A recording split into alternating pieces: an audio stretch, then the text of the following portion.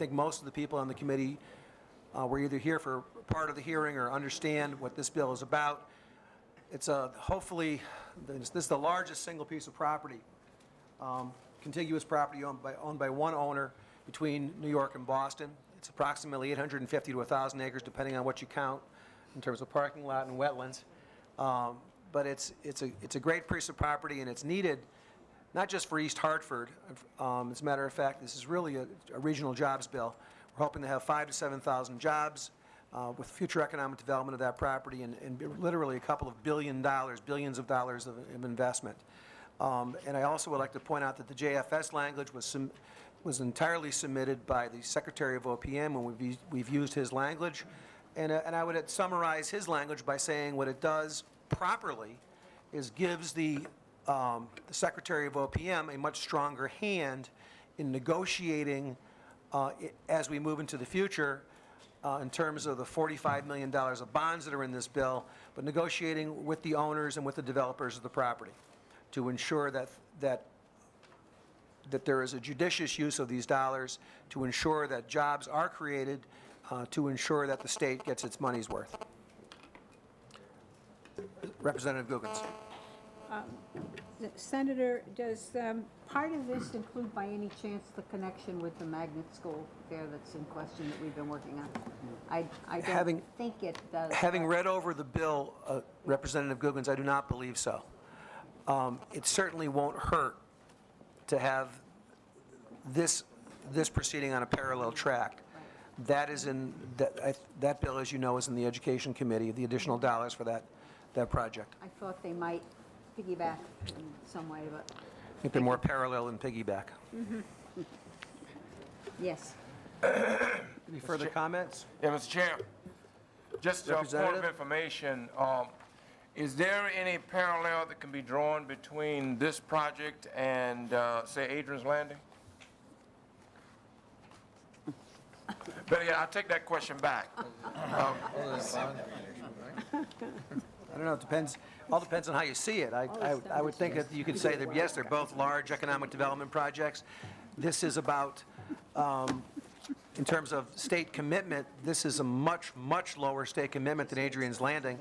And in terms of private dollars, there are going to be a heck of a lot more private dollars to develop Rentschler Field.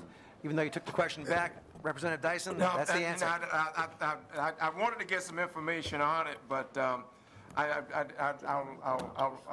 kind of let it go. I don't think it begins to stack up as Adrian's Landing. Nothing like it. Only in the fact that bond dollars are being used ultimately for a private development, and because I don't want to hide anything here, Representative Dyson. I understand. I think it's much 10 to 1 in terms of size, and again, many more private dollars. This is an East Hartford thing. Right, which means in East Hartford, we got to pay for it ourselves. I understand. East Hartford. Largely. Thank you very much. Okay. Consent? Consent. Consent. Any objection to consent? No. Number 4. Number 4 is Hydrogen Road 351. Number 4 is an act concerning the establishment of a Connecticut Hydrogen Roadmap. This was 2 bills. I believe it was 104 and 351. And we have 2 basic concepts that are now in this bill. The hydrogen roadmap concept of designing a long-term plan for the state of Connecticut in terms of the hydrogen economy and how we're going to fit into that. And secondly, a demonstration project for fuel cells that would include places like, and specifically mentioned in the bill, our capital and the LOB. We have a motion and a second, Representative Bocas and Representative A through Z. And we have a move to consent. Consent. We have a couple of, any objection to consent? Representative Noujaim, question? Not objection to consent, Mr. Chairman, but just discussion, if I may. Sure. Mr. Chairman, I am reading through the bill, and I am in support of the bill. I'm in support of the fact that we intend to bring in a fuel cell technology to the LOB building. Two questions that I have. The first one, which is very important, I'd like to know what kind of time frame we are talking about, if we do have a time frame in mind after the passage of this bill. And the second question that I have, or the second comment that I have, is the moment you said demonstration project, I start saying to myself immediately, what kind of a positive impact or cost in energy consumption, this cost in savings in energy consumption this will give to the LOB, and how much it will cost to implement it, to put it here at this building. I can answer one of those three questions, Representative Najim. The first one is the time frame, is we're asking for a report back by January 1st, 2007. In terms of, we're asking DPW, Connecticut Innovations to work together, come up with a report about where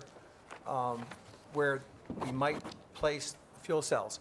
How much savings, I cannot quantify that at this time.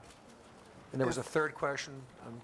If the bill comes to the floor, when the bill comes to the floor, Mr. Chairman, would we have those questions answered at this time before we get the opportunity to vote on the bill, to know, A, the savings that we can achieve for placing this fuel cell technology at the capital, the LOB, and also very importantly, how much it's going to cost to place this technology here. So, and even though we are moving it through to the floor, when it comes before us for a final vote, these are the questions that I would want to ask, and I hope that we can have them answered then. Representative Najim, I think they're good questions, questions that are certainly part of our responsibility as legislators to ask and to get answered. I'm hoping that some of those answers will be provided in the OFA note, particularly in terms of costs and savings, and the costs for the units themselves. I'm also, just to let you know, I've also been doing some background work on this bill to try to find out exactly how much energy this building uses on a month-to-month basis and how much the Capitol uses on a month-to-month basis. So we're working on that. Another point of this, Representative, would be we'd have to have the right fit in terms of having the right fuel cell technology applied to the right building, or the right combination of fuel cell technologies applied to these buildings. So that has to be worked out, but I think we can probably get some approximate numbers as this moves forward, and I would assume that OFA will be working on that. Thank you, Mr. Chairman. Thank you, Representative. Any objection to moving this bill to consent? Move to consent. Oh, you did already. The next bill, Senate Bill number 5 on the agenda, Senate Bill number 352, an act requiring economic impact statements for certain bills considered by the General Assembly. It's a JF to appropriations. We have a motion. Second. Representative Brooks, and a second. We have this is a JFS. JFS. Excuse me, not JF, but a JFS. Representative Googans. Thank you. Before you Mr. Chairman. proceed, Representative Googans, can I just make a comment? Oh, sure. Thank you. I just want to note that this has been a bill that's been proposed by the Connecticut Business and Industry Association for years. It's something I think that last year we took a looked at it seriously and said next year, and the year has arrived. It has a certain cost that's associated with it, and I believe that the cost is what the S language is. That initially we did not have a dollar figure. We knew from a prior OFA statement that was given earlier this year that they expect to need 8 analysts, and we basically kind of figured $80,000 an analyst for a cost of about $320,000. So having said that, Representative Googans. A perfect follow-up in that, Mr. Chairman, perhaps CBIA may have forgotten that I, in fact, made this as a proposed bill. That's where it began at least 2 years ago, if not more than that. And I was very excited about the fact that it had captured their attention for support. And also the major question was, can that be done? We're so used to the the fiscal analysis that we get from OFA. And so I had spoken a little bit more in depth to DECD and to other places, and they said, yes, this was something that in fact could be done, and it's not an exact science by any means, but it could give you enough information or more information than we get normally when we have to decide on these bills. So I'm delighted to see it being advanced again, and perhaps this is the year where it's going to happen, and I will certainly add to others to try to make it that way. Thank you. Thank you, Representative Guggens, and thank you for originating the bill. It's a great idea. Any objection to moving this bill to consent? So moved. Second, who's second? The Senate Bill, number 6 on the agenda, Senate Bill number 484, with a long title. I'm not going to read it. It has a series of tax changes in it. We have a motion and a second. S language to finance, language to We- section 8. We did want to delete section 7, Right. which is the S language on that. So I assume that the motion includes the S language. Any objection to moving this bill to consent? Discussion on item number 7? Discussion, go ahead. Representative Johnston? Some of us are just looking at this. Can you explain what section 7 was and what we're doing now that we're deleting it? Language on the manufacturing machinery. Yeah, Manufacturing right, there was, machinery, what, 45 million. we had put in the, was it was it either the repeal or the full reimbursement on manufacturing, machinery, and equipment in that section of the bill. That is going to be now an SB1, which we're going to see on Thursday. So we didn't want to have a redundant section. And that's the S language on that. Any objection to moving this bill to consent? If not, I'll move that. So moved. 484. I keep losing my bills. That's 484.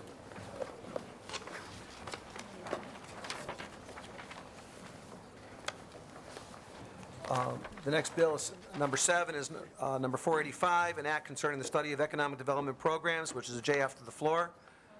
We have a move and a second.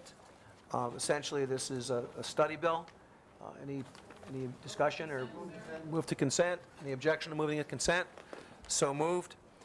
The next bill, HB number 5096, an act concerning accountability and state economic development assistance.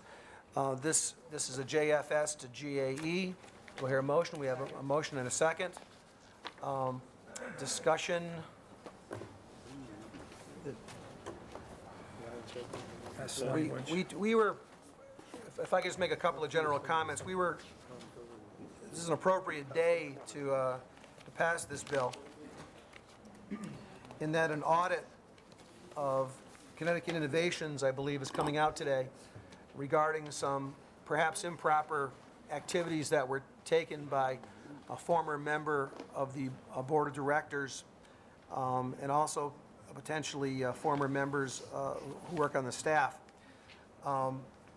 This bill deals directly with that. It was brought to us by the Attorney General, and we tried to find, one of the key issues for us was trying to find a way of ensuring that there was no financial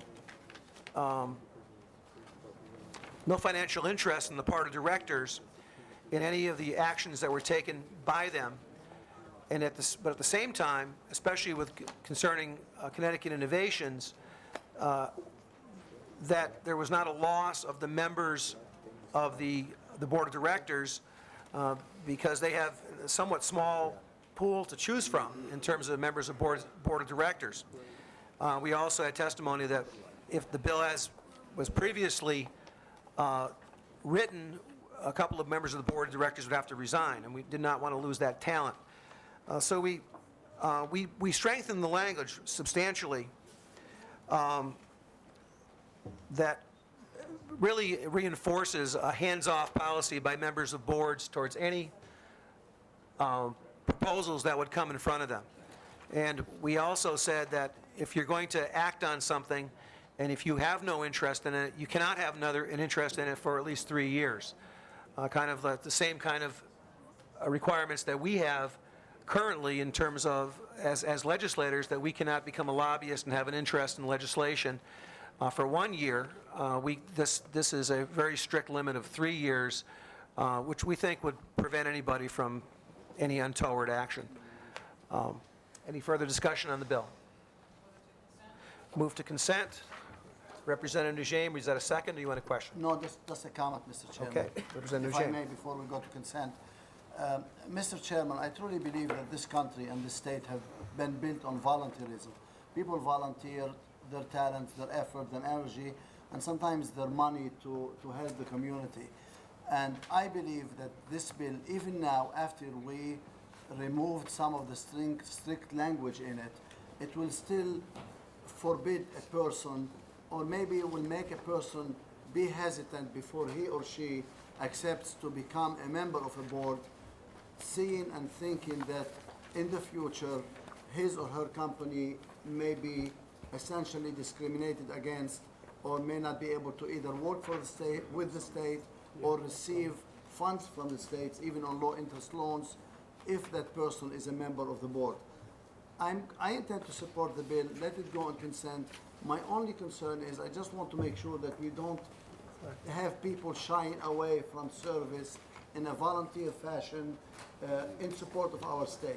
It just concerns me. I am afraid that it's just going to be chasing people away from serving on boards that eventually end up benefiting the state and benefiting our industry. The Attorney General assured me when he came to testify before the committee that this is not going to happen, and I'm going to accept his word for it. I'll let it go on consent, but I do have a little concern about this, Mr. Chairman. Well, I think it's a legitimate concern, Representative Najim, and thank you for your comments. Any further comments or questions? If not, any objection to moving this to consent? If not, so moved. We had a motion on that to consent, didn't we, Kathy? Yes. Done. Next bill is 5317, an act establishing a sales tax exemption for small business located in a hub zone. And that's a JFS to finance. So moved. We have a motion on the floor and a second. The JFS language was, we really had this was working off of a proposed bill where we really had no language initially. And what we've done is we've taken and really narrowed the hub zone benefit to those purchases that are made by qualified hub zone businesses. So there would be an exemption from the sales tax on those purchases that they make if they are a qualified hub zone business. And secondly, we also narrowed the concept to a pilot program in 3 counties, Hartford, Fairfield, and New Haven County, with no particular place in mind. If we saw the map, they were essentially all over the state. We wanted to keep it to do a couple of these and see what the results would be in a couple of years. A motion to consent. Any objection to that motion? Moved and seconded. So moved to consent. The next bill was 5439. Whoop, am I in? Nope. an act- 5438. 5438. No, I'm at 5438, and I'm out of order. Number 10. An act concerning enterprise zone reporting. I don't have it. One of the problems we saw with this bill that was initially given to us by the DECD commissioner was that it would have granted him a unilateral power to take away an enterprise zone. The current enterprise zone, I believe we have 17 in the state. By the way, I think it's the substance of the bill in terms of actually having a report from enterprise zones, something we've been looking for years from the Department of Economic and Community Development. We have not had a really accurate or comprehensive report on our enterprise zone program and how it's working. So we've been asking for that now. So they're now in the process of doing that. They're planning on getting back to us in a few years on that.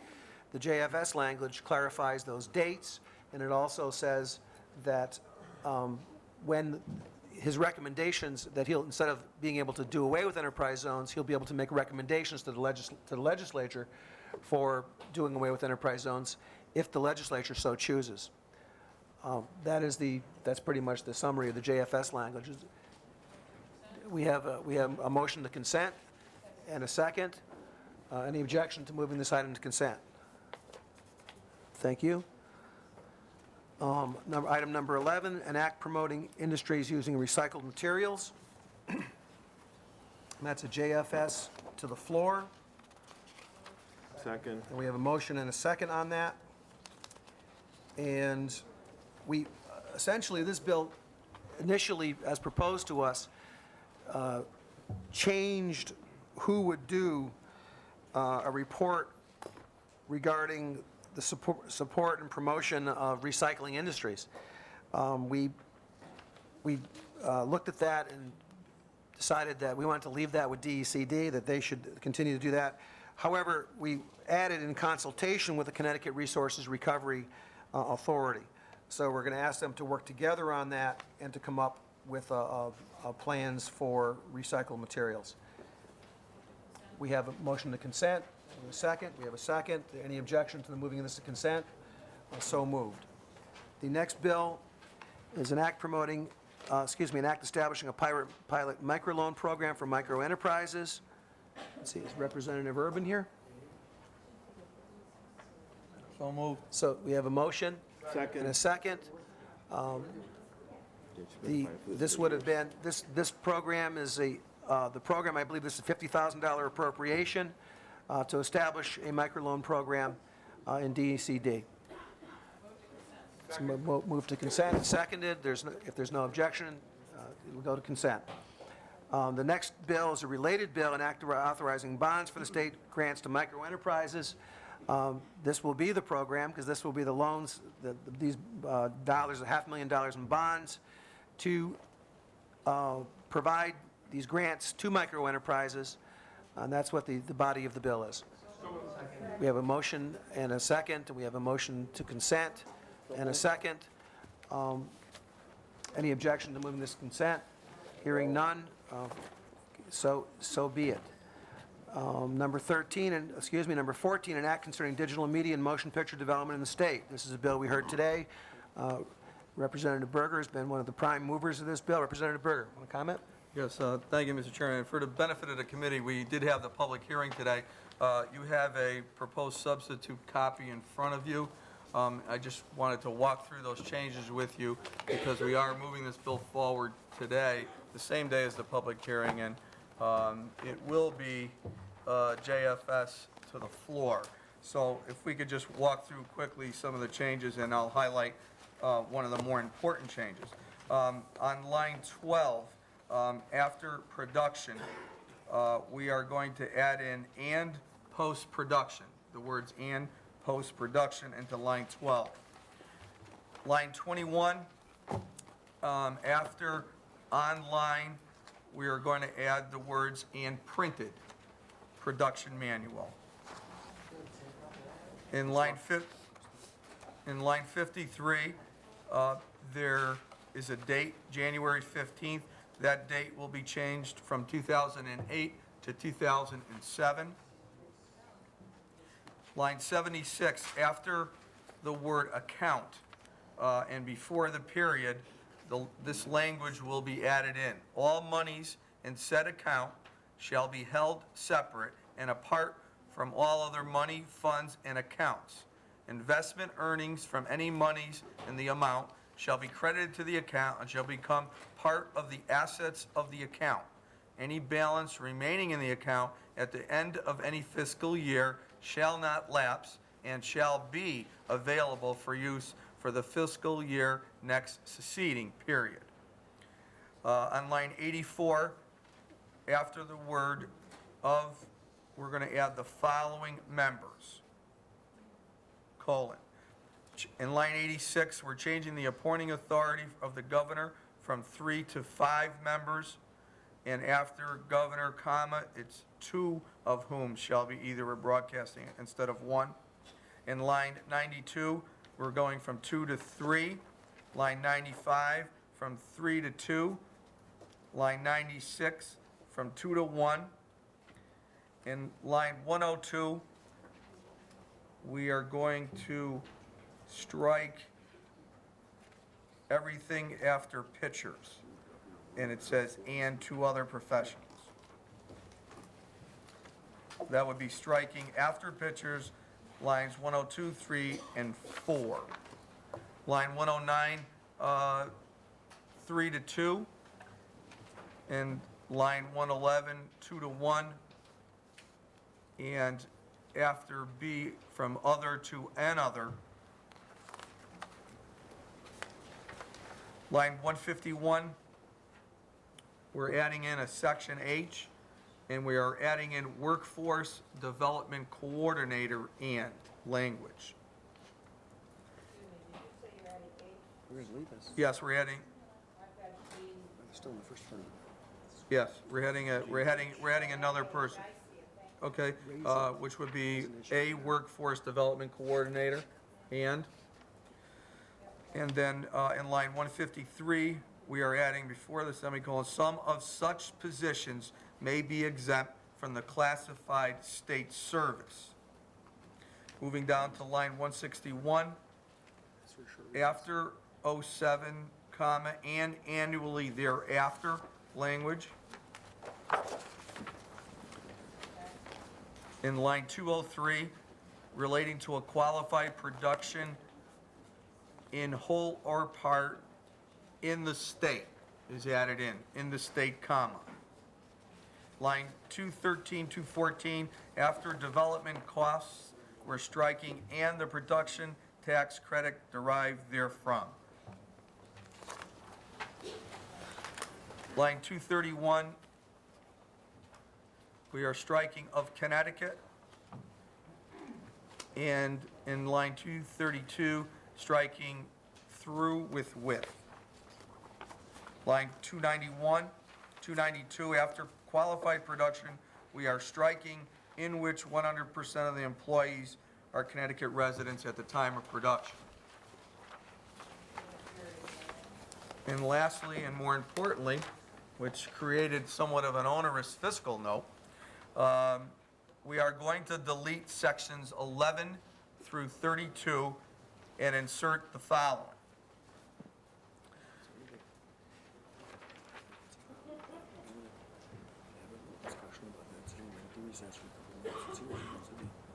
Is there discussion on that insertion of language that everyone has a copy of? Senator Cook. I'll defer to Senator Nickerson, so he knows much more about this than. Thank you. If I may, Mr. Chairman? Yes, sir. As I read the insert, the credit would be 100% of the corporation's tax liability, irrespective of whether that liability was incurred in connection with the construction of the facility in question. So I don't think we really mean that, do we? Through you, Mr. Chairman?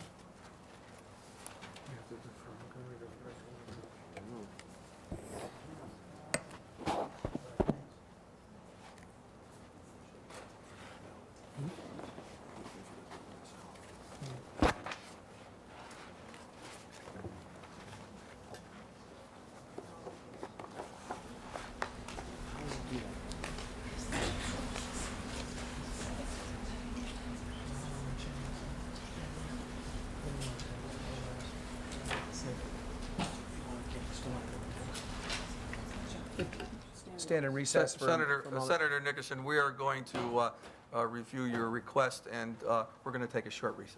Thank you, Mr. Chairman.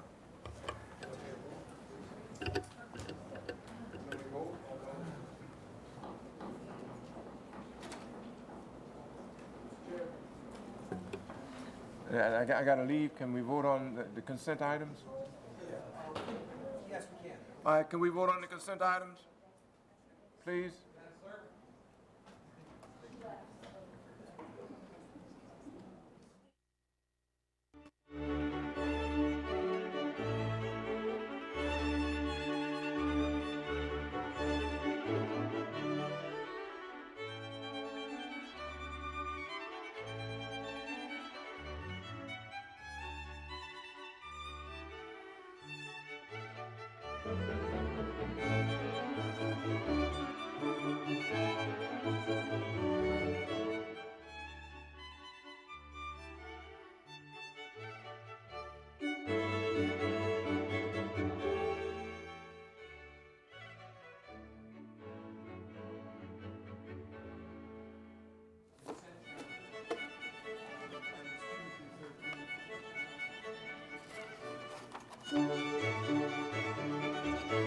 So we're gonna vote on Senate Bill 260.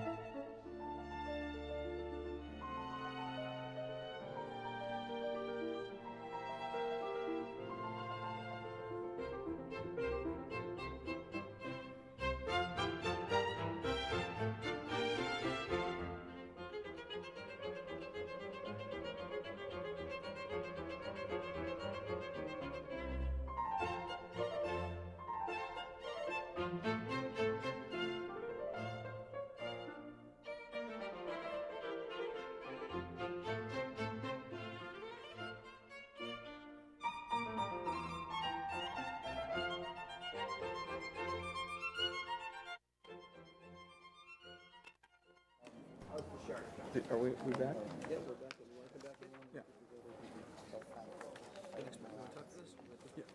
Yeah, we're gonna. Meeting will come to order. Meeting will come to order.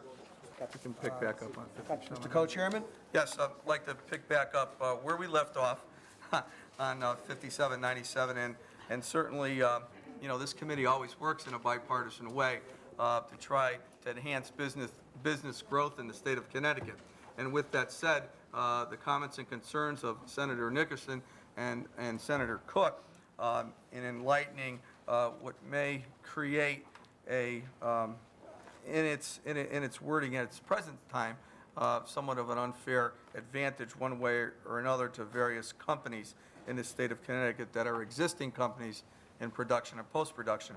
So with that, this committee will delete sections 11 through 32 and will not insert the language before you. And this bill then will be JFS to the floor, and the appropriate parties at that time will work together to come up with conforming language. So moved, Mr. Chairman. We have a motion and a second. Do we have further discussion? Representative Googans. Mr. Chairman, this is I think it's a very creative effort and bill, and I don't think there's any question that there will be more changes and additions as made it going forward. Because clearly those who had some trouble with certain sections or even the concept of where this should be housed, I think it's in the best interest of the state of Connecticut that these parties come together, and I think they will. I look forward to, and I hope the floor debate in both the House and the Senate carry this out, that in fact it does go forward and get passed in whatever the modified form is. But I congratulate you all for the work on this. It was a very entertaining afternoon, very illuminating afternoon as well, and I thank everyone for the effort with caution to move forward. It was illuminating with all those, it was illuminating with all those bright lights and all those bright stars we had in here. I thank you for your comments. Representative Johnston. Thank you, Mr. Chairman. I was only here for part of the public hearing today. I had two other committee meetings going concurrently. Excuse me, Representative Johnson. Can I have order in the room, please?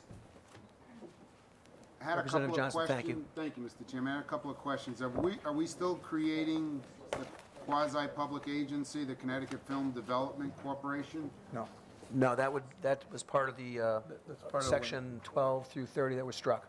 And also, have we struck the $100 million in bonds? That's correct. That was that also, also? That's that was correct. also in sections 11 through 30. So, And what, from a financial perspective, and I'm furiously kind of going through the bill, beside the tax credits, are we doing any bonding in this? Are we doing any direct appropriations? I apologize for asking such a broad question, but just getting the bill and with all the new language, trying to ascertain where we're going. I understand the tax credit portion of it, and I'm glad we just fixed what clearly could have been a big gap. But is there any direct I would like to, appropriations I mean, and/or Representative bonding? Berger's been working directly on this bill, and I'll accede to him. Yeah, and thank you, Representative Johnson. The bill directly will support not only wage, but tax incentive credits and wage credits with the removal of the languages 11 through 32 sections. You know, there isn't, through the context of this bonding. There's credits, there's wage and tax credits. With dollar limits. There's no, Thank you, Mr. Chairman. That certainly helps, and I think it's awfully difficult to move a bill out that we've just heard, and obviously it will be a work in progress. I voted for all the other bills today, and I voted for this. Clearly, I think, especially on the bond side of what we've done on some of those other bills, if they come to the floor and we haven't made any recommendation to offset some of the current borrowing that we're doing, my vote would not be the same. I think that Connecticut is putting itself in an incredibly perilous position where we over-bond terribly. And we're doing a heck of a lot more bonding just out of this committee today, sending it over to finance. And we're acting in a vacuum because we have no idea what countermeasures may be taken by the finance committee to say let's cut back on some of our borrowing in some other areas so that we can make room to borrow for this aspect. So I just wanted to point that out, that obviously I hope that when these bills come to the floor and as part of an overall bigger finance picture, that there are some counterbalances to this, because we are just getting ourselves into some very hot water with our size of our bond packages. Thank you, Mr. Chairman. And thank you for those comments, Representative, and your concerns are well-founded by everybody in this committee, and certainly everybody that has a concern about the long-term bond and indebtedness, which I know has been a strong concern of yours, but again, to reinforce the fact that this is not an appropriation, it is a credit, and within the context of the changes made, there is no bonding. Senator Cook. Thank you very much, Mr. Chairman. I want to thank everybody who's worked together on this film bill and the incentives packages that we want to do. It was said in the testimony earlier, it would be like Field of Dreams, if you build it, they will come. I think it's more like you don't win if you can't win if you don't play. And we have observed all around us states that have started to play aggressively. And we have the talent, the expertise, the genius of Connecticut, and the opportunity to keep our young people here.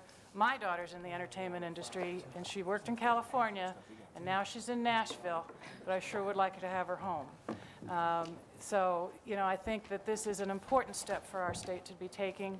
It is one that's going to reap long-term benefits. I'm not sure that we'll ever see in a spreadsheet the kinds of advantages that come when you do a film production in Connecticut 10 or 15 years later. But all you have to do is come to my little village and come to Mystic and see the tourists that have dinner, that spend money on T-shirts and dinner and pictures underneath that silly sign that says it's a slice of heaven. But I will tell you, there are long-term benefits that we will never quantify, but will put Connecticut in a caliber that we all know where we belong, and now the rest of the country and the world will know the kinds of productions that we do. We have already done some wonderful ones, but it has not been recent that we've been able to do big blockbuster movies because we don't have the tax packages and the incentives. This bill is going to take us there, and it'll be up to us to put the genius of our young people and the talents of people who will move here to make those new productions. So I'm very grateful for all the work everyone's put in on this and for the talent that we have in our state and those who will come. So thank you, Mr. Chairman, and I will be delighted to support the bill. Thank you, Senator Cook. And let me just add to that. You're talking about the young people, Senator Cook. One of the things that Connecticut has lacked, and one of the problems that we have had over the last 10 to 15 years is an exodus, as we all know, of our young people. And one of the problems has been we're just not exciting enough, and we don't have enough things going on. This bill hopefully will help create an industry which will make Connecticut a little more exciting and a better place to be. Along with, it's very interesting listening to testimony today about how, in a sense, this is almost a manufacturing activity. It's so many similarities with manufacturing. It's high value added. It's an export economy, intensive skills, high paying jobs.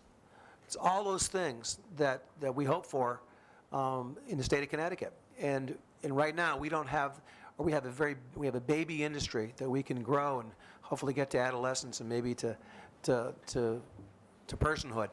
And it's something that I'm proud to be associated with, and I particularly thank again Representative Berger for bringing this to us and the Speaker. And it has been a bipartisan effort, and because the governor had a piece in her bill, and this is another piece. So it's great to see us working together to move this forward to help create a better state. Representative Berger. Yes, thank you, and just to reinforce the comments made and of moving this important bill forward. And certainly the Speaker of the House has been very, very aggressive in his agenda this year, and important again to reinforce and reiterate the economic development, job creation component of building an industry base. And I also want to thank the strong working group that was established, and certainly out of Speaker Amann's office, Mindy Haddad has been running back and forth in New York and brought forward some very important people from the industry today to help assist this committee.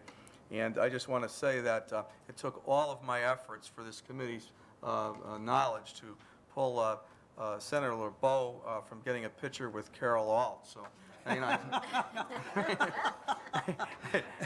had everything I could do there, and the senator acquiesced and came back into the committee room. Representative Berger didn't want to stand next to her because she's about 6'1". I needed a couple of New York 9X phone books.